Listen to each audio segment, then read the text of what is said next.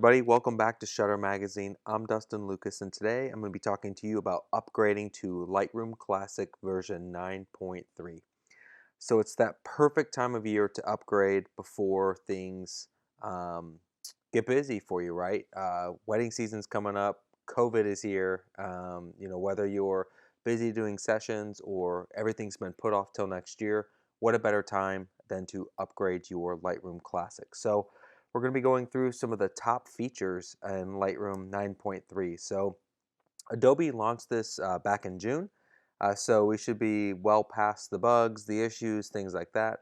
But I always recommend, and many experts will say, I'm not calling myself an expert by any means, but when it comes to upgrading, you never do it right away, right? So when Catalina came out, when Big Sur is about to come out, people always say, don't beta test for them. Let it figure itself out, read online, look at the bugs, and always, always, always look at system requirements. So if you are on an older operating system, if you have less than 8 gigs of RAM, I don't care that Adobe Lightroom's website says that 4 gigs of RAM works for Lightroom.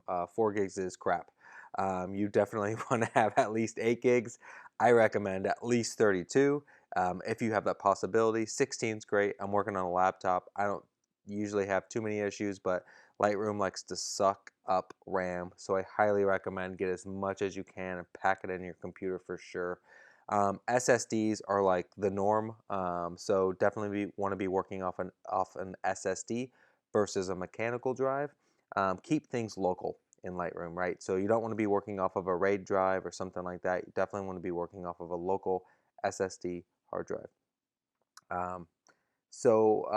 Outside of that, I mean, some of the big features that we're going to be talking about. I'm going to go through what I do best practices wise every time I upgrade Lightroom, how I rename it. I duplicate versions so I can have older versions of Lightroom in case the new version is crap.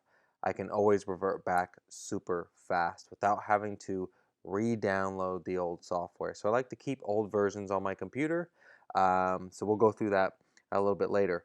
Some of the performance and user interface upgrades in some of your tools, like the sync tool, the tone curves tool, HSL and color, all of those got some pretty cool UI, user interface, or visual performance upgrades, which are pretty cool. We'll talk about those as well. Some of the big features for the upgrades to the tools, more specifically the develop tools, they've added hue, the color option, in the adjustment tools, so you can brush on and adjust the hue or color of specific parts of your image, which is pretty cool. They haven't done that in the past. Um, they've added a cropping overlay to figure out the center of your photo. I think many of us have kind of looked past the center feature and kind of always put things in thirds, or is it symmetrical, is it not? But now we have a crop overlay to help with that, the centered overlay for the symmetrical stuff. So it's a pretty cool upgrade. Took them quite a while, right? 9 versions and 3 patches to get that added. So one of the big features I'm really excited about, especially for weddings or when you're shooting, from 50 ISO all the way up to 6400 or 12,000, is the ISO adaptive feature. So you can create a preset that will allow you to take the settings that you applied on a low ISO, like ISO 50, and settings that you applied on high ISO images, like 6400. That's going to be a huge difference, right? Probably no noise reduction, but some sharpening on ISO 50, and a lot of noise reduction luminance, and a lot more sharpening on an ISO 6400 image. Well, now you can create a preset that will actually take an average between those two and apply it to different ISOs. So we'll hammer more on that in this feature article. I definitely want to show you how to best utilize that feature, so we can jump right in. So first things first, let's go through the best practices of upgrading Lightroom Classic version 9.3 and jump right in. All right, so now we're ready to upgrade to version 9.3 in Lightroom Classic. So let's go ahead and jump into the Adobe Creative Cloud Manager to do that. So at the very top here, we can click on the Creative Cloud Manager. Now you'll notice that mine's already up to date. I've already upgraded, not a big deal. But anytime you want to have an update, it creates this nice little convenient link for you to be able to update. So jumping through here, you can see all the previous versions of Lightroom. Lightroom Classic version 6. There's version, I think you can click here, choose other versions to go to all the way back to Classic version 6.0, version 8, and the current version 9.3. So that would be how you would update that program. Now, before you update the program, I always recommend going into your applications folder. And of course, this is going to be very Mac specific. I apologize to any of you PC users as you can't do these type of things that Macs can. But jumping into looking at applications for Lightroom Classic, you're going to notice that Lightroom Classic, the most up-to-date version, is just going to be called Adobe Lightroom Classic. This is already version 9.3. But what I did is I renamed Adobe Classic to version 8.4, so that way I can keep this version and distinguish between the older version and the newer one. So if I follow that same logic, I guess I could rename this the same way. So I just put the space 9.3 so I can have that. Now, the reason why I upgrade or update these programs this way is so that way I can create duplicates of them. And when I have to upgrade or update my Lightroom Adobe Classic, it doesn't replace either of these versions. So when 9.4 comes out, if I wanted to keep 9.3, which I don't care to, but I could keep 9.3 and upgrade to the newest version, and it's not going to replace it, which is very helpful. So what I like to do, as well as renaming so my newest version doesn't replace it, is I can also right click on it and choose duplicate, and it's going to create a copy of this program. It's going to have me put my password in. And when it does that, I can actually open up two different catalogs at the same time in the same version of Lightroom. So I think many of us have probably kept older versions of Lightroom so that way we can open up multiple catalogs. Obviously, if you're working in a single catalog per client, that would make sense. For many people that use the master catalog workflow, it doesn't make sense to have multiple catalogs. They just work in one place to keep things simple. You don't have to do that. So you can actually open up a whole other version of Lightroom Classic version 9.3 on the same computer. It's not a problem. So I can keep this in the dock, and I can have two versions of Lightroom Classic open. So here's my article, and if I want to open up another catalog altogether, I can. Choose a different catalog. Let's see here. We will do, sure, this one.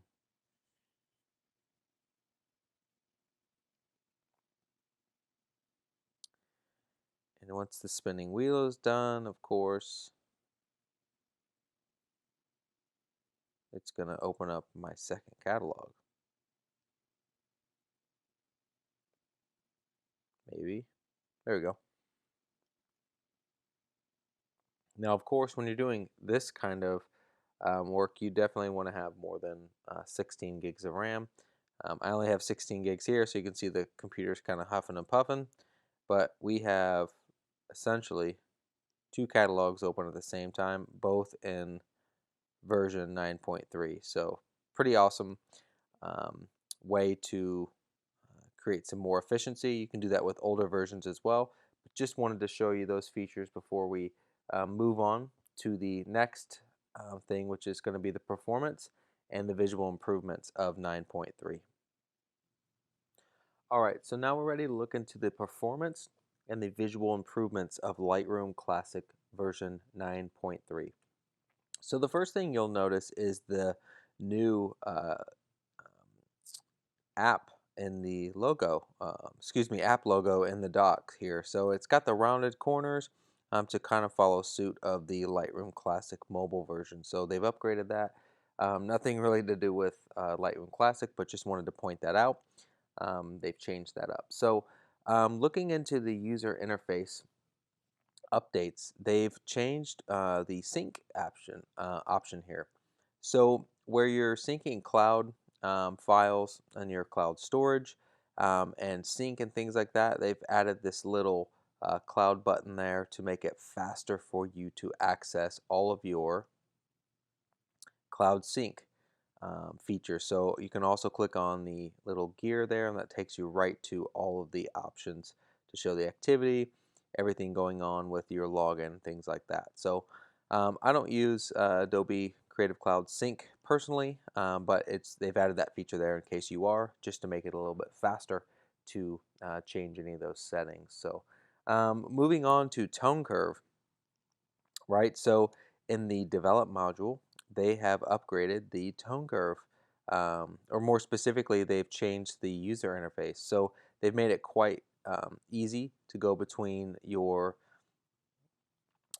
different options here, right? So you have your parametric curve, which is the sliders. So if you want to adjust some of these to start editing your image, you can, right? Just to open things up.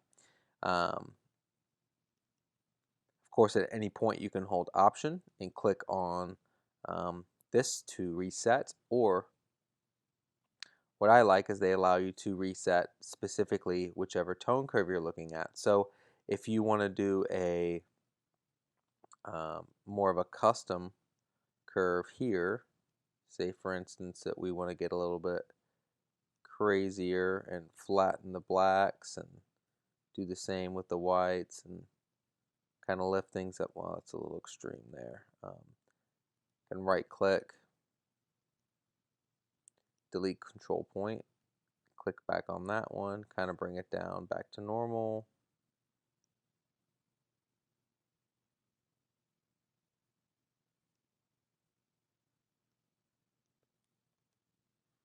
We can do all that kind of stuff just to kind of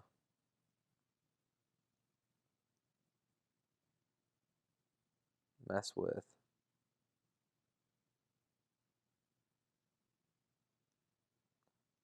the tone curve.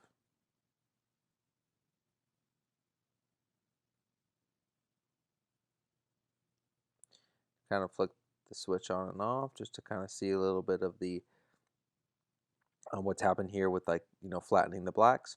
Now of course we can hold right click and do reset, and it'll just reset that one. Now what they've added is the ability to reset, like if I want to do something a little more split tone, add some warmth to the highlights, add some coolness to the shadows. I can do that just to start messing with my, real quick here, to mess with my tone curve.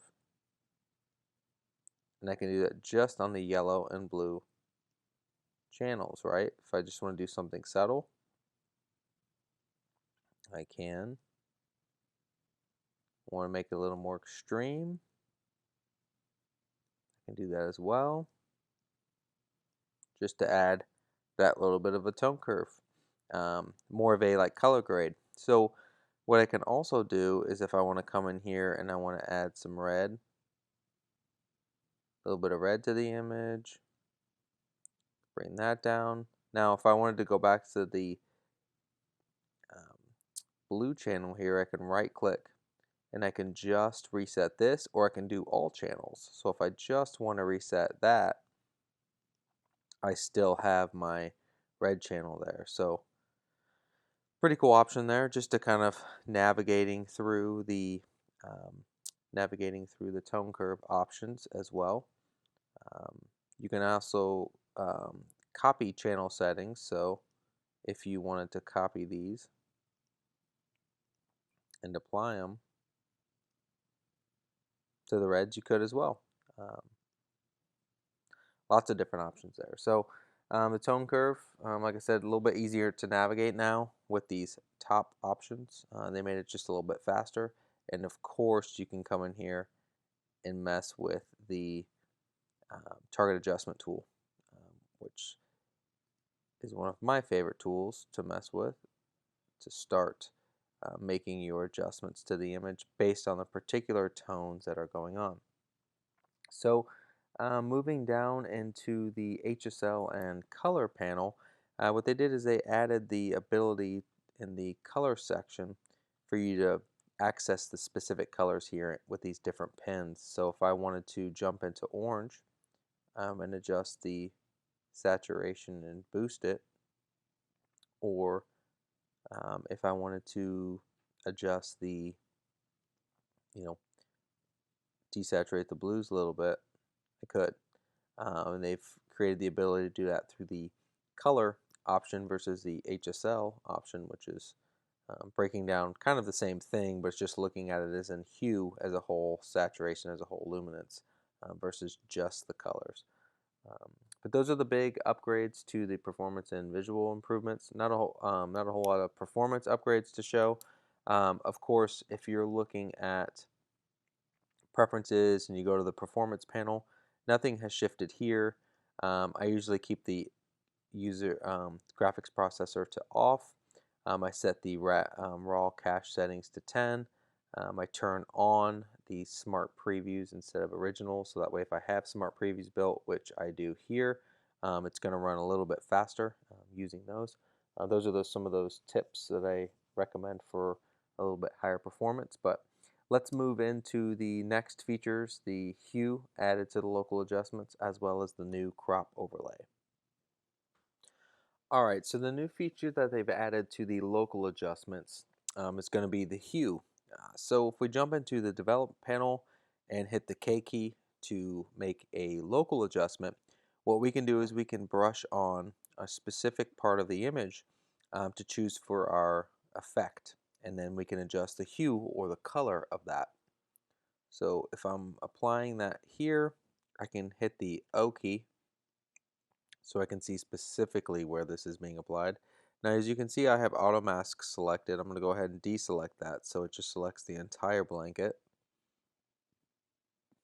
And I'm just going to quickly go through here just so we can kind of see what effect this is having if I want to change the hue or color of this blanket. Of course, I can hold the option key, erase out any areas that I spilled over.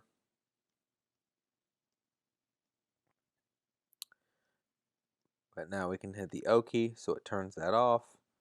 I don't want to change the exposure on that.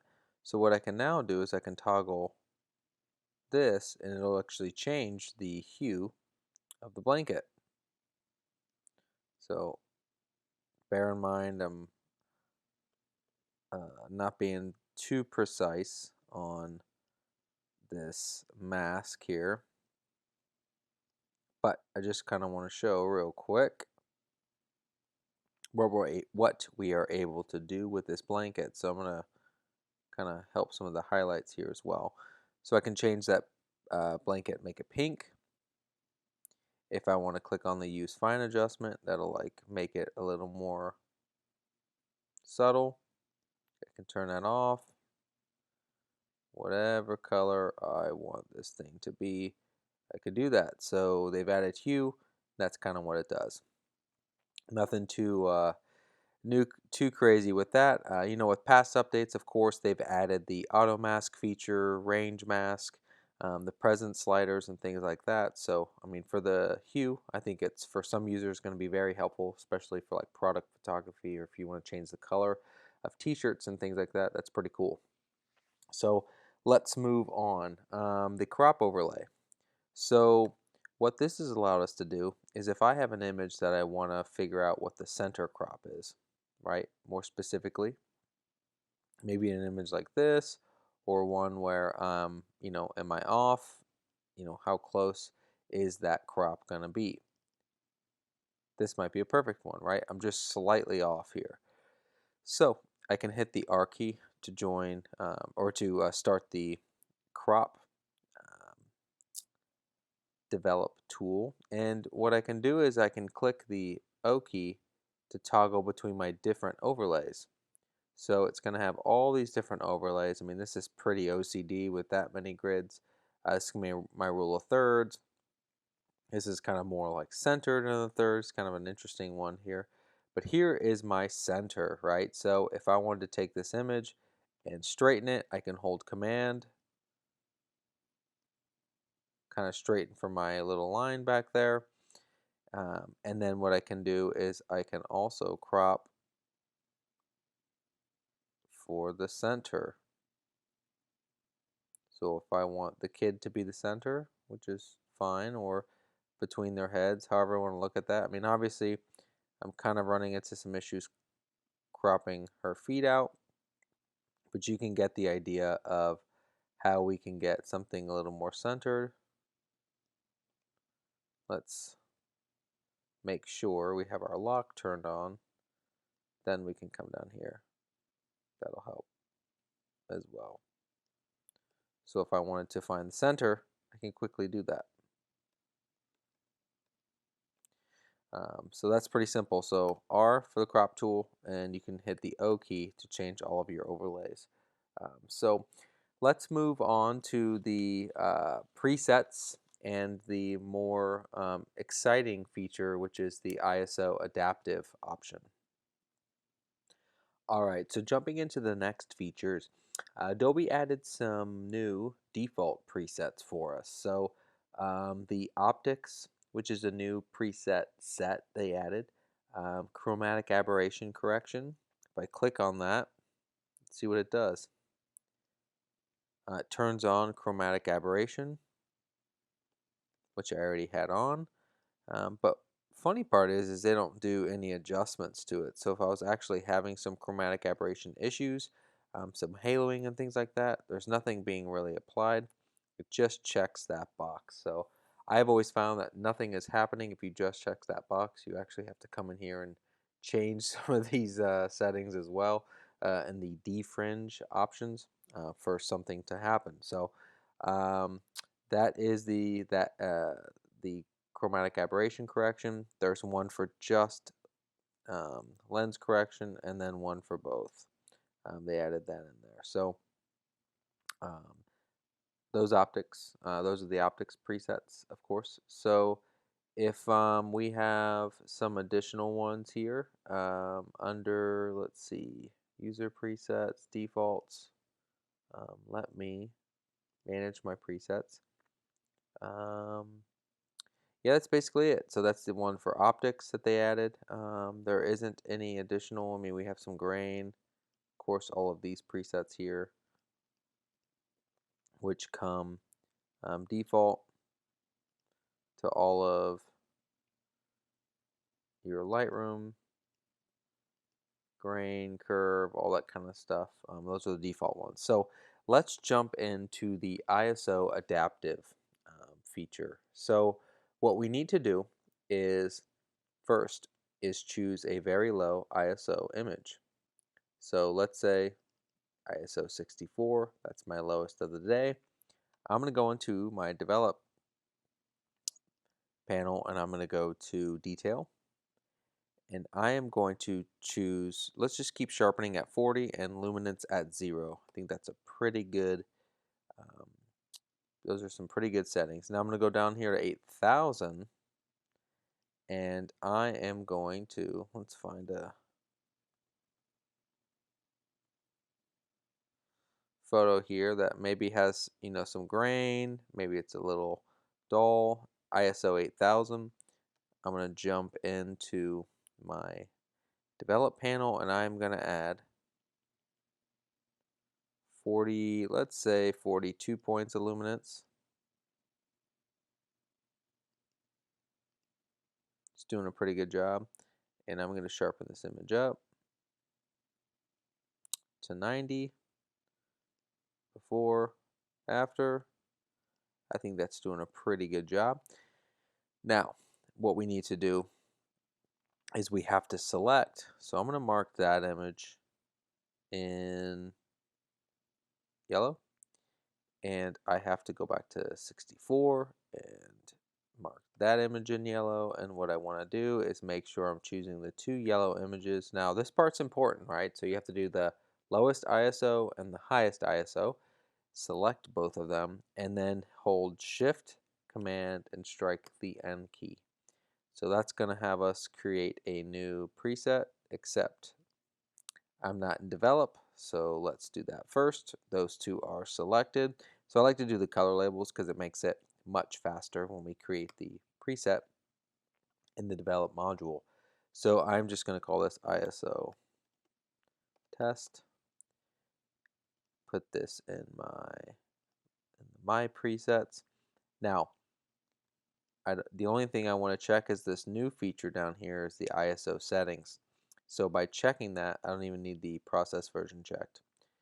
By checking that, that's going to create an ISO test. Now, keep in mind, low ISO, high ISO, both of those are selected in the develop module and while creating a new preset. We'll hit create, and that's it. So in order to see this thing in action, we're going to select all images. We're going to go to saved preset here. Under my presets, I created that ISO.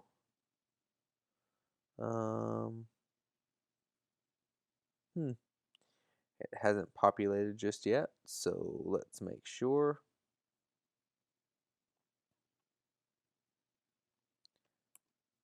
Sometimes it helps to close down Lightroom. Skip this time. Usually the presets show up right away, but in this case it didn't.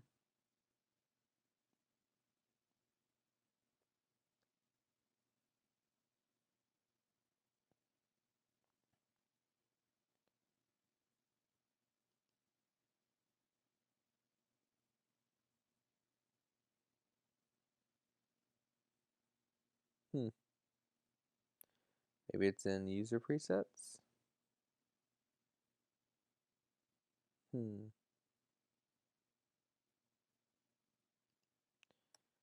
see.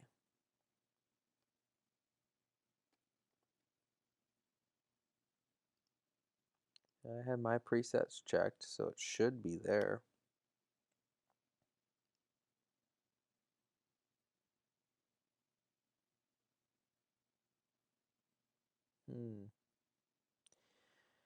Oh, this seems like it's its own issue. Let's see. I don't think we have anything in custom presets.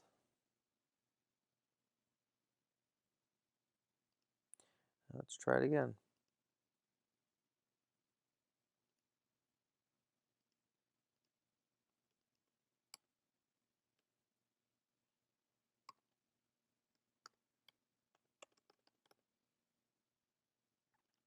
Let's put it in user presets.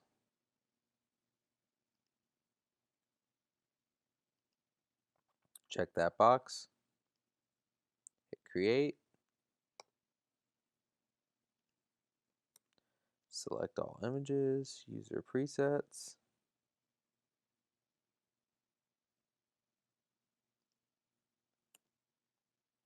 Close out Lightroom.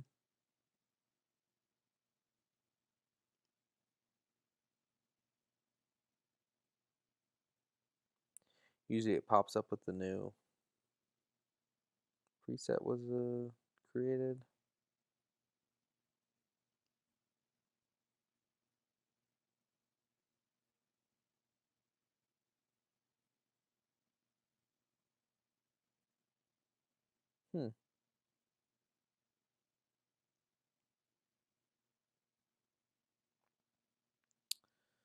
Well,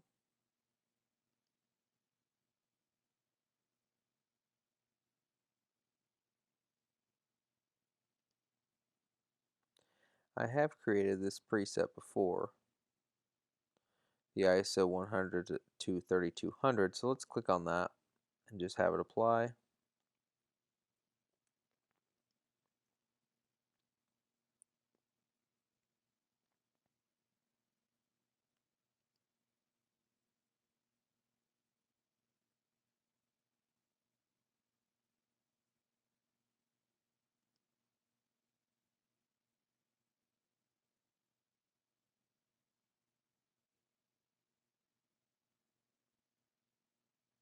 So we can see what's applied on.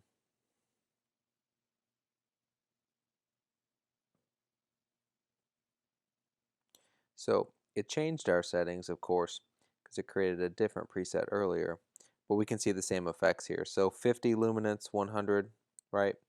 All for ISO 8000. So if we jump down to 6400, it'll should incrementally lower this. Those look the same.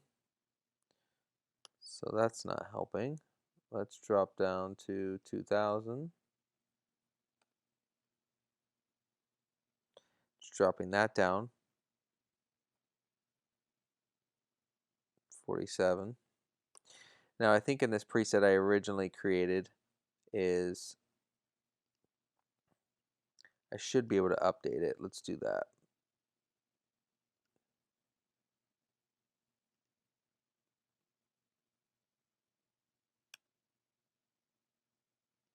User presets. Let's go ahead and change this to, just so we know it's different, 42, 95. Select both images. And we can update with current settings. Check that just in case.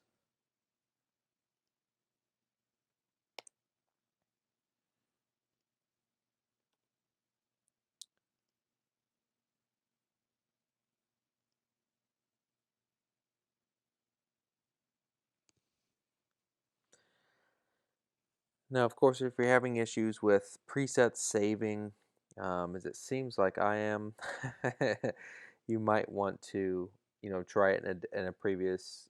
You might want to try uninstalling and reinstalling Lightroom Classic, but I was able to save this preset previously, so I don't know if there's a new bug with the feature, but this hopefully will allow us to save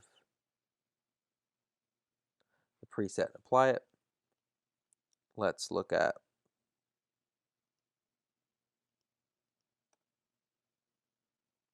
42. That's a good sign.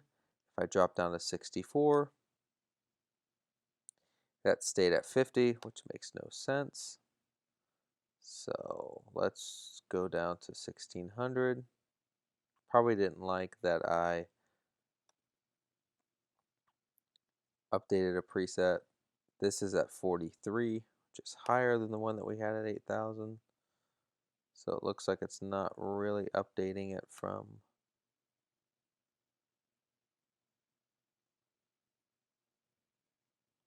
preset. Here we go. So sharpening 79, luminance 32. So because I set this preset up from a 100 to 3200, anything above that definitely changed and got messed up. 22 ISO, 66 sharpening. So it's doing an okay job making those adjustments. I mean, the biggest hang up with this preset or this tool, new feature that they added to Lightroom Classic, is it doesn't account for an image where you added multiple stops of exposure or shadows where you'd need more noise reduction than even another image on the same ISO. But for the most part, does an okay job. That looks right.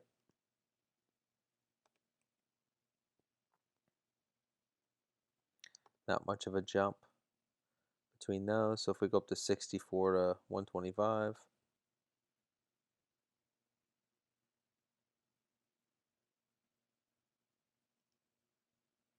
it's going to slowly start to add those things. So it's doing its job in some areas. I think that setting a preset up, I probably confused the program a little bit. So but that's it. That's the ISO adaptive feature. So I'm sure they're going to have more updates to that in the future. So it's the first adaptive option that they've created. And a very necessary feature, I think, would be very useful, especially for weddings when you have a range of from 64 all the way up to 8,000 ISO. That'd be super useful to be able to batch apply that preset to those images. So let's move on to the results. All right, so there you have it. Upgrading to version 9.3 Lightroom Classic is definitely the right move. So hopefully upgrading is simple. Don't sweat it, but definitely pay attention to the details. Check your system requirements. Make sure your catalogs are ready for you to upgrade, and set some time aside to do it. So what better time than now when things are slower for you? Hopefully not too slow, but certainly the right time to upgrade to version 9.3. It's been out since June. All the bugs are kind of out. A lot of great features here. So I've been working in it for a while. I've edited dozens of jobs with it. No issues so far. So, as far as the features go, I think the adaptive ISO, outside of the small issues I was running into, I think the adaptive ISO can be a huge feature for Lightroom Classic. Of course, they're probably going to add some updates to it, especially with saving presets. Seems like there's a little bit of a delay with some of those being saved, but it's definitely a feature worthwhile um, to have. So definitely time for an upgrade. What better time than now before busy season? So get updated and let me know if you have any questions.